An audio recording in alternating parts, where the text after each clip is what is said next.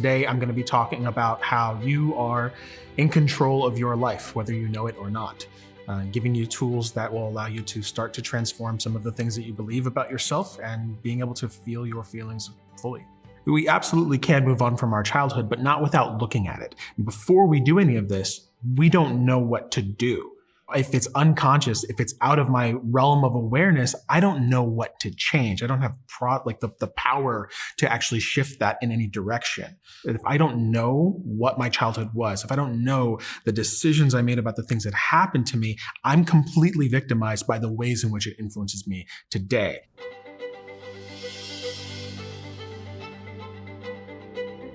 There was a therapist way back in the day named Alfred Adler. Adler was more about who we are is determined by our environment and by our early experiences. And he suggested that we don't see the world as it is. We see the world as we are. We see it through a filter.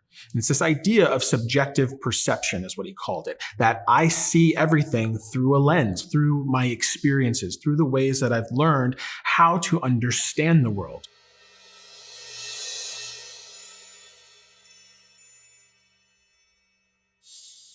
And the problem with this is that we create this filter, this lens that we see the world, we create it before the age of 7. So everything that happened prior to that moment weighs so heavily on us because all we are at that moment is emotion. I don't have logic. I don't have reason. I don't have the ability to understand the concept of interstellar travel. In fact, they're completely feeling every emotion to its entirety in that moment.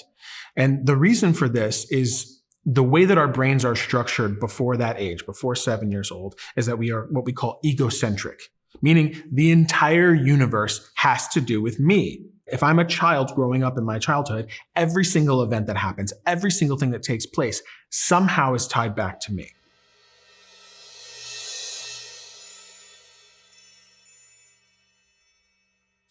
Mommy and daddy are they're laughing. Someone just told a joke. Everyone's celebrating. I caused that. I influenced that in some way.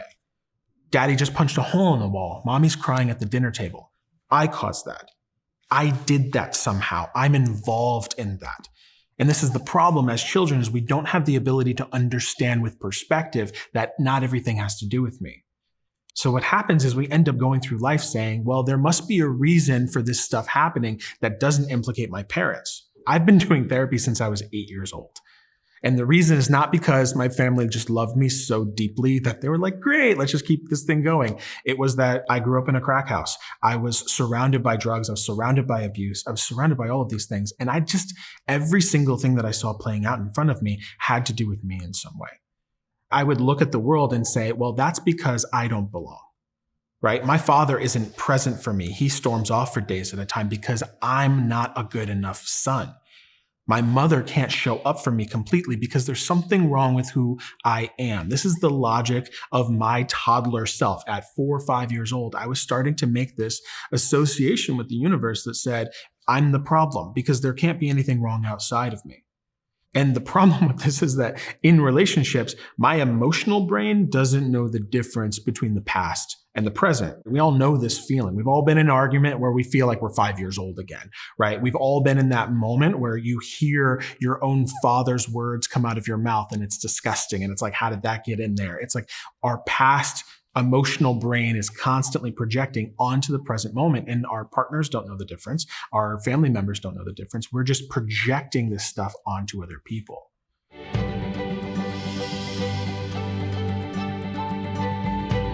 So the necessity of this work is first being able to attend to what emotions am I feeling? Like what is coming up for me? And what are those emotions trying to tell me about what still hurts? Addressing the belief systems that we've created and understanding what's really at the core, not just sometimes I feel like I'm not good enough. Like, no, it's so much deeper than that. There's core shame that all of us carry to some degree. There is some faulty belief system that all of us pick up at some point in our lives.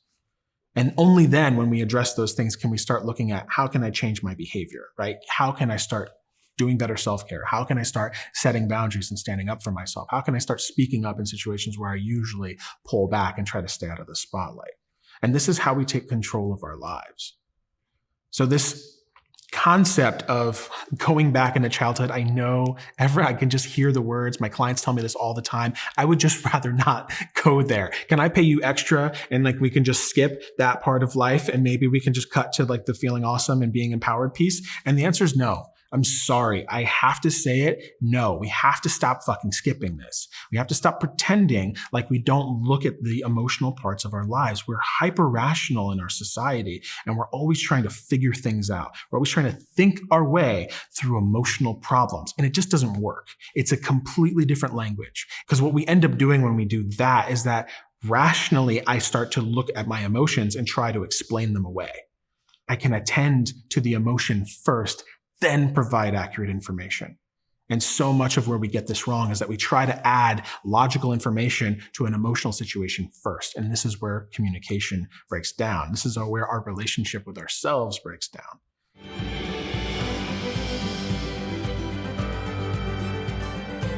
So one of the most massive components of doing every single piece of what this process is compassion, self-compassion. Radical self-compassion. And what I mean by this is that at no point are you going to sort of hold yourself in some level of contempt, like you were just screwing up. You just did it wrong, or you just can't seem to fix yourself because you're broken. This is what perpetuates that old cycle. So when we encounter things like big emotions, even if it's anger and frustration and envy and contempt for others, greeting that with compassion, greeting that with a level of acceptance, like, yeah, I'm feeling angry right now, and there's probably a good reason for it. There's probably a really good reason why I'm arguing with my partner, right? Holding that space for compassion. And with that, also being a really, really good observer of your experience. So when we combine these two together, it's almost like if you were some alien being that got beamed down into your body in your life as it lives right now, and just noticing what happens for you. As we go through these pieces, as we share different stories here, noticing how I'm feeling kind of triggered right now. I'm noticing I'm feeling this like sick feeling in my stomach and my muscles are tight. And I don't want to keep watching this video. I want to turn it off and I want to not do some of the action steps. I want to push away from that. Allow yourself to be a compassionate observer of that. Not immediately attach some level of, inference or interpretation to what it means.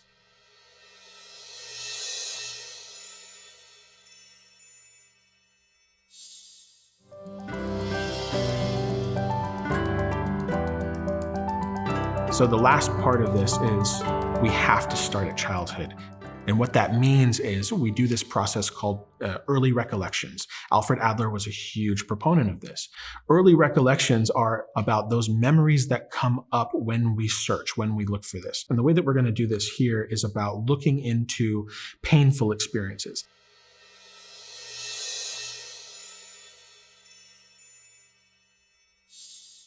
It's not to suggest that every single childhood experience has to be painful. We can look at positive ones, but painful ones are a little bit more potent and they reveal a lot more. They tend to reveal where life kind of gets in our way.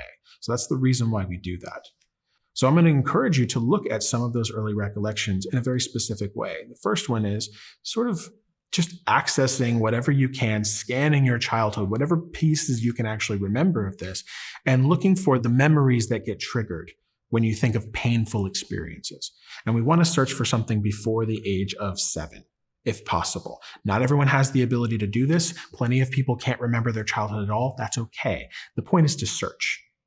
When you find something, identifying what happened. What is the memory? What is the experience that occurred? How old was I in this process? How old was I around the time that this happened? And even if it was something that happened repeatedly, try to get an idea of the range. And then the last piece is, what emotions did I feel? This is really hard for some because I can tell you right now, emotions don't start with, I felt like, or I felt that. That's not a feeling.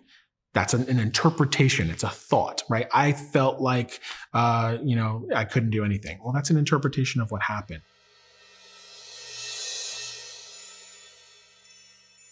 That's not an actual emotion. I felt scared. I felt sad. I felt lonely. Right? These are like core emotions. They tend to be one word. And then if you can, going an extra step with this is noticing where that emotion exists in your body. Again, we would rather not do this. We'd rather pretend like our emotions exist from the neck up. They don't. They're embodied. Our entire central nervous system runs throughout our whole body. So finding, where do I experience this sort of like nervousness that I'm talking about? Where do I feel that? Well, I feel it a little bit in my belly right now, and it's kind of tight and sort of uneasy. It's like, okay, let me get in touch with that. Let me feel into that. And then again, showing it some level of compassion.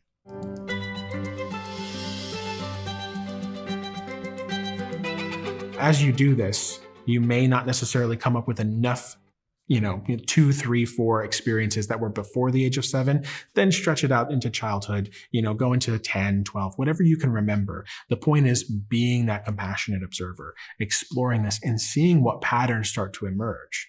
Get it 3 or 4 of these together and realize, what is the thing I'm seeing over and over again? Well, I tend to be abandoned. I tend to feel lonely. I tend to feel like no one actually cares about me. And I'm starting to notice this theme that emerges. This is the first starting point for understanding what it is that is my sort of emotional makeup that I'm bringing into my adult relationships now.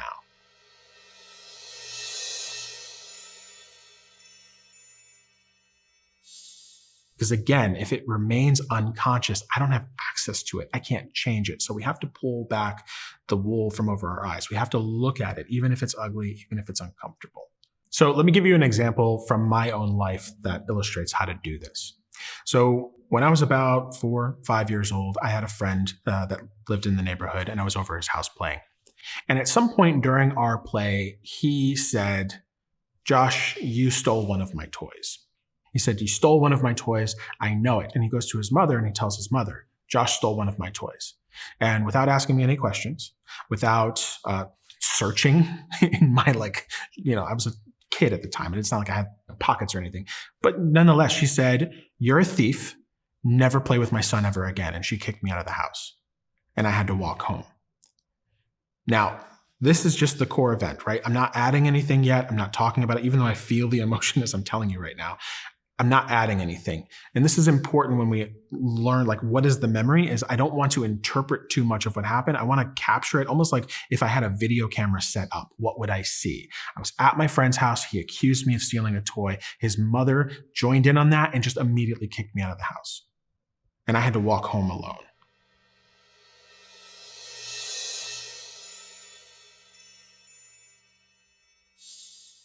Now, what I felt in that moment, you might already guess this, is I felt shocked for starters. I knew that I didn't do anything wrong, and yet I was being accused of it. I felt angry. Even at that point, it just felt like it was not fair. I felt that anger come up inside of me. And I also felt sad. This was my friend. This was one of my only friends I had in the neighborhood. And just out of nowhere, with no notice, with no precipitating event, I lost my friend and he was gone. And I wasn't allowed to go over there ever again. I wasn't allowed to experience anything else with him. Now, this idea, this noticing how early recollections influence it, this is something that has come up in my adult life, where if I'm accused of something I've done wrong, it triggers everything inside of me, and I want to fight, and I want to lash back. I want to give all the evidence and no, this is what happened. And I feel so powerless anytime it happens. And I didn't realize this until I was an adult, how this was playing itself out. Now, there's a lot more that we can do with something like this in terms of how to pull it apart and how to break it down, but I don't want to skip over this process. So I encourage you to take a lot of time with this. Take a lot of time noticing the details of the memory, noticing the things that you felt in relationship to what happened, getting really clear about this, because this becomes the springboard for how we do the rest of the process. So taking a lot of time with this and understanding what it is that the age I was, what actually happened, the entire memory start to finish, and then what I felt. And now it's your turn to do the work.